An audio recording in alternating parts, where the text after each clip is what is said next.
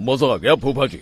शादी में क्या खाना बना है, बाराती तो उंगलियां चाटते रह जाएंगे। हाँ, तुमने सही कहा, पनीर की सब्जी का तो कोई जवाब ही नहीं। दूसरी तरफ पंडित जी फेरों की तैयारी कर रहे होते हैं कि तभी वहाँ एक चुड़ैल आ जाती है। अरे मर गया रे, ये चुड़ैल यहाँ क्या कर रही है? अरे दिवाकर जी, ये आपकी कौन सी रिश्तेदार है? अरे मुझे क्या पता, क्यों भाग्यवान, कहीं ये तुम्हारे मायके से तो नहीं आई है?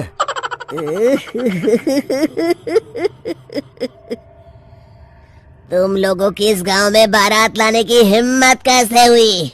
मेरे रहते इस गांव में किसी की शादी नहीं हो सकती। अब तुम लोग देखो मैं क्या करती हूँ। अरे मर गया रे, मैंने सुना है ये जबान की पक्की है। भागो रे भागो, वरना ये चुड़ैल किसी को नहीं छोड़ेगी। हाँ, तुम सही कहते हो मोहन भाई, यहाँ से भाग लेने में ही हम सबकी भलाई है। देखते ही देखते शादी के मंडप में भगदड़ मच जाती है और चुड़ैल सब कुछ उजाड़ कर रख देती है। फिर एक दिन मोहन की शादी तय हो जाती है। अरे भाई, अगले हफ्ते मेरी शादी तय हो गई है, लेकिन इस चुड़ैल की दहशत के मारे तो मेरे हाथ पैर कांप रहे हैं। अरे मोहन, तुम्हारा दिमाग तो खराब नहीं हो गया? तुम अपने साथ साथ हम सब गांव वालों को भी बलि का बकरा बनाना चाहते हो? उस चुड़ैल के रहते तुमने अपनी शादी के बारे में सोच भी कैसे लिया? देखो गोपाल, डर तो मुझे भी लग रहा है, लेकिन उस चुड़ैल के डर से मैं जिंदगी भर कुंवारा तो नहीं रह सकता। तभी वहाँ मोहन के होने वाले ससुर आ जाते हैं। अरे ससुर जी आप?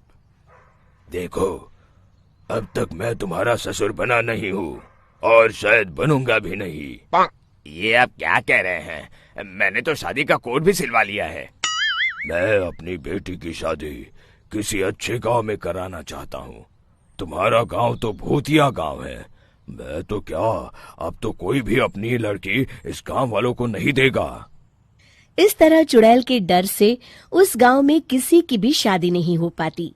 फिर एक दिन गांव के जमींदार अपनी बेटी की शादी करने का विचार करते हैं, लेकिन चुड़ैल के डर से उनकी भी हिम्मत जवाब दे देती है। अगर मेरी बेटी की शादी तय समय से नहीं हुई तो मेरी नाक कट जाएगी। मुझे कुछ करना ही होगा।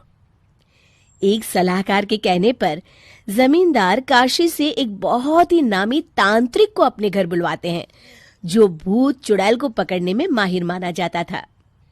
जमींदार साहब, आप चिंता मत करिए। इस गांव की सीमा में प्रवेश करते ही मुझे उस चुड़ैल के बारे में सब पता चल गया था। आप उसे जल्दी से जल्दी कैद कर लीजिए ताकि मैं अपनी बेटी की शादी कर सकूं। जब वो चुड़ैल एक इंसान थी, तब ठीक उसकी शादी करने वाले दिन ही उसकी और उसके होने वाले पति की एक दुर्घटना में मौत हो गई थी।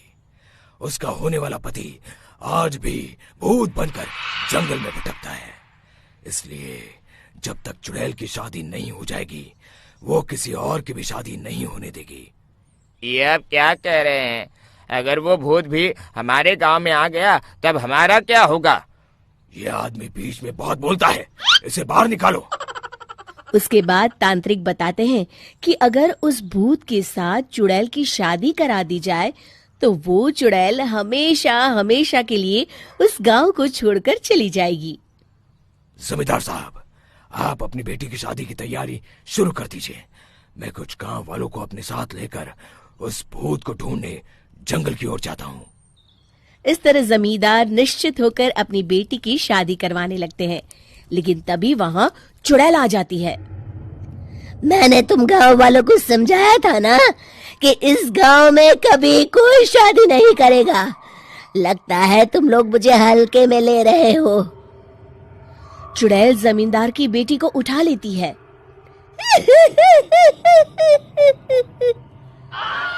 अब देखती हूँ बिना दुल्हन के तुम लोग शादी कैसे करोगे। मैं इसे अपने साथ ले जा रही हूँ। छोड़ मुझे, पिताजी, मुझे बचाइए। अरे कोई मेरी बेटी को बचाओ।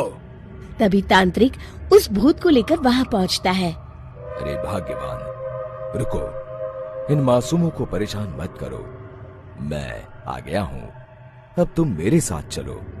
चुड़ैल बहुत खुश हो जाती है। आप आ गए, चलिए अब हम मंदिर में चलकर शादी कर लेते हैं। अरे अरे अरे अरे, ये क्या कह रही हो? मंदिर में जाके दोबारा मरना है क्या? चलो, आज से हम जंगल में रहेंगे।